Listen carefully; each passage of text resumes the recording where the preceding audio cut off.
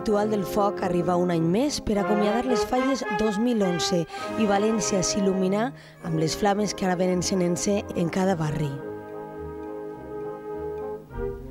I les flames vingueren acompanyades de les llàgrimes.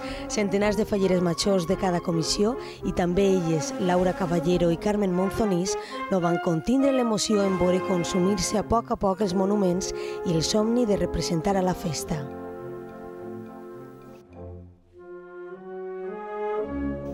Les flames també arribaren més enllà del Cap i Casal. Torrent, Borriana, Alzira i desenes de municipis al llarg de la comunitat acomiadaren també així les falles 2011. Per davant queden uns dies de descans, de tornar els vestits de gala als armaris i començar a somiar en les falles del 2012. El compte enrere ha començat.